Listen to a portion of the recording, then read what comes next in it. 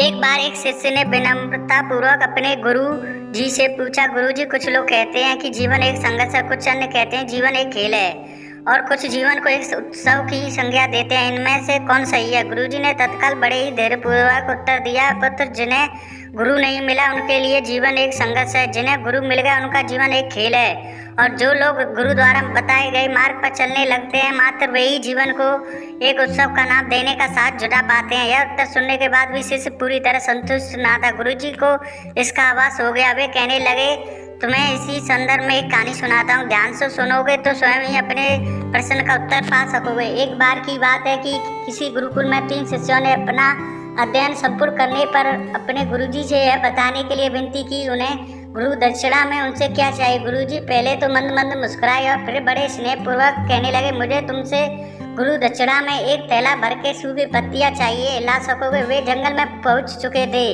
लेकिन यह देखकर कि वहां पर तो सूखी पत्तियां केवल एक मुट्ठी भरी ही थी, उन्हें आश्चर्य का ठिकाना ना रहा। वे सोचे में पड़ गए कि आखिर जंगल में कौन सूखी पत्तियां उठाकर ले गया होगा। इतने में ही उन्हें दूर से आता हुआ एक कोई किसान दिखाई दिया। वे उसके पास पहुंचकर उससे विनम्रता पूर्वक याचना करने लगे कि वह उन्हें केवल एक थैला भर सूखी पत्तियां दे दें। अब उस किसान ने उनसे क्षमा याचना करते हुए उन्हें बताया कि उनकी मदद नहीं कर सकता, क्योंकि उसने सूखी पत्तियों का ईंधन के रूप में पहले ही उपयोग कर लिया था। अब वे तीनों पास में ही बसे एक गांव की ओर इस आशा से बढ़ने लगे थे कि हो सकता है कि वहाँ उस गांव में उनकी कोई सहायता कर सके। वहाँ पहुंचकर उन्होंने जब एक व्यापारी को देखा तो बड़ी उम्मीद से उसे एक थैला भर सूखी पत्तियां देने के लिए प्रार्थना करने लगे, लेकिन उन्हें फिर से एक बार निराशा की याद आई, क्योंकि उस व्यापारी ने तो पहले ही कुछ पैसे कमाने के लिए सूखी पत्तियां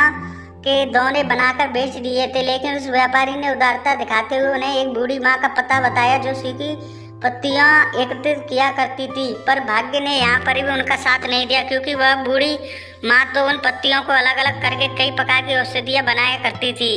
अब निराश होकर वे तीनों खाली हाथ ही गुरु को लौट गए। गुरुजी ने उन्हें देखते ही स्नेहपूर्वक पूछा, पुत्र, ले आए गुरु दक्षिणा? तीनों ने सर झुका लिया।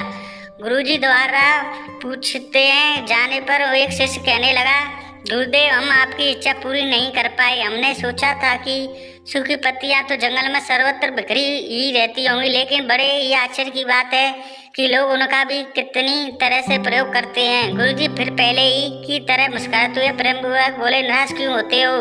प्रसन्न हो जाओ। और यही ज्ञान की सूखी पत्तियां भी व्यर्थ नहीं हुआ करती, बल्कि उनके भी अनेक उपयोग हुआ करते हैं। मुझे गुरु दक्षिणा के रूप में दे दो।